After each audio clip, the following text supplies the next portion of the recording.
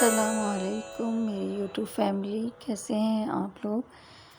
यकीनन सब ठीक ठाक खैर आफियत से होंगे। अल्लाह ताला सबको अच्छा रखे। आज हम आपके लिए लेके आए हैं करेले कीमे की रेसिपी, जो बहुत मज़ेदार बनती है। चलिए स्टार्ट करते हैं। बिस्मिल्लाहिर्रहमानिर्रहीम। हमने एक प्याली ऑयल शामिल किया है।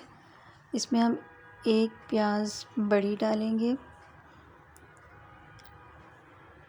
प्याज को अच्छे से फ्राई करेंगे और मेरी वीडियो पसंद आए तो इसे लाइक शेयर और सब्सक्राइब करना मत भूलिएगा और बेल आइकन को ज़रूर प्रेस कीजिएगा, जिससे मेरी नई आने वाली वीडियो सबसे पहले आपके पास आएगी।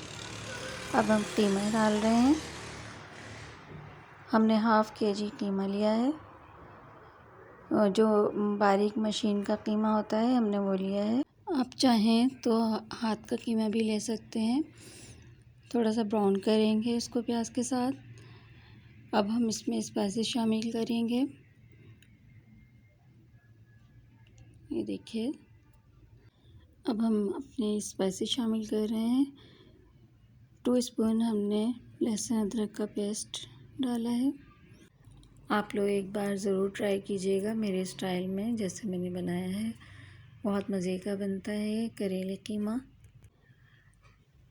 ये देखिए, लहसुन अदरक की महक अब निकल गई है। इसमें हम अपने स्पाइसेस शामिल करेंगे। नमक लिया है हमने 1 टेबल स्पून।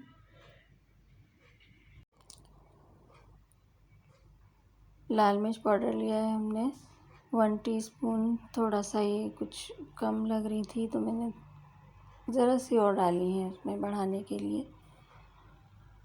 हल्दी हमने हाफ़ टी स्पून ली है। धनिया पाउडर हम लेंगे 2 टीस्पून भर के। देखें, और अब इसमें जो हम एक्स्ट्रा मसाला है, वो अचार का मसाला जो बाज़ार में मिलता है, हमने वो डाला है 2 टीस्पून। ये देखिए, 2 टीस्पून हम भर के लेंगे। उसमें तमाम मसालों को अच्छे से मिक्स करेंगे और इसमें हम थोड़ा सा पानी शामिल करके, देखिए मिक्स हो गया है सब। इसको भून लेंगे हम। अब इस कंडीशन में आके थोड़ा सा पानी डालेंगे, बस हाफ़ प्याली तकरीबन पानी डाला है, और इसे कीमे को गलने रख देंगे। तकरीबन 20 मिनट के लिए हम रखेंगे इसको हल्के आंच पे पकने, जब तक कीमा भी गल जाएगा। उसको कवर कर देंगे। देखिए, हमने 20 मिनट बाद खोला है तो पानी भी खुश्क हो गया है। कीमा तकरीबन तैयार है। अब आगे देखिए इसमें हम क्या शामिल करते हैं। अब इसमें हम शामिल कर रहे हैं चने की दाल, जो हमने बॉईल करके एक प्याली रख ली थी अलग। ये शामिल किए। कीमा भुन चुका है ठीक से। अब ये चने की दाल भी इसमें हम मिक्स कर देंगे। जो लोग नए आने वाले हैं वो लाइक के साथ साथ सब्सक्राइब भी कर दिया करें। ये तो आप लोगों का सब प्यार ज़ाहिर करता है। अब देखें, कीमे में हम खटाई पाउडर ऐड करेंगे। 2 टीस्पून हमने खटाई पाउडर डाला है, और 2 हरी मिर्च बारीक काट के हम इसमें मिक्स कर देंगे। अब ये ऑलमोस्ट तैयार हो चुका है हमारा कीमा। और अब इस करेले हमने छील के अच्छे से नमक से धो के और अंदर से तमाम बीज निकाल के रख लिए हैं। ये देखें, अंदर से पूरा खाली हमने कर दिया था इसके बीज वगैरह, और ऊपर से छिलके उतार के इसको नमक के पानी से धो लिया था। अब ये कीमा जो हमने तैयार किया है वो हम इसमें शामिल कर देंगे।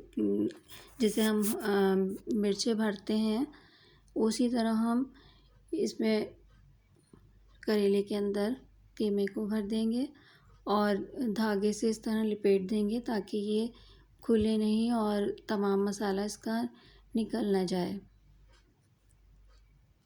तमाम प्रोसेस इसी तरह होगा। जितने भी करेले हैं हम इसी तरह वो भरेंगे। जो लोग कमेंट करते हैं उनका बहुत बहुत शुक्रिया, और नए आने वाले लोग जो हैं वो सब्सक्राइब ज़रूर कर दिया करें।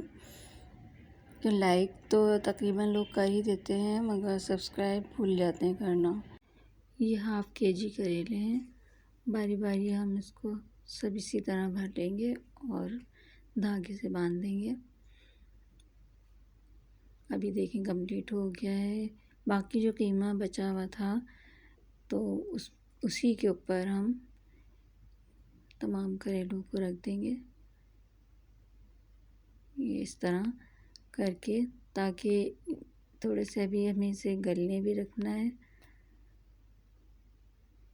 सबको इस तरह रख के तरतीब से, और इसमें हम थोड़ा सा पानी शामिल करेंगे। हाफ़ प्याली हमने पानी डाला है। अब इसको हम दम पे रख देंगे बिल्कुल हल्की सी लो आंच पे।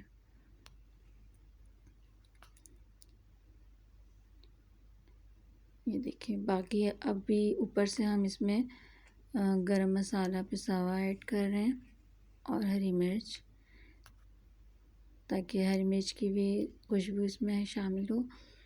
अब इसे कवर करके हम तकरीबन 20 मिनट के लिए रख देंगे ताकि ये अच्छे से गल जाए।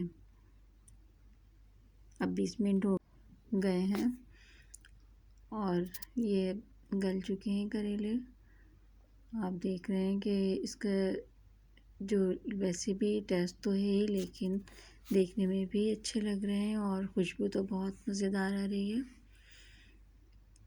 अब इसको हम डिश आउट कर रहे हैं। ये देखें, गरम गरम बहुत अच्छी खुशबू आ रही है और इसको हम फ्रीज़ भी कर सकते हैं। जो लोग डायबिटिक होते हैं उनके लिए तो बहुत ही अच्छा है।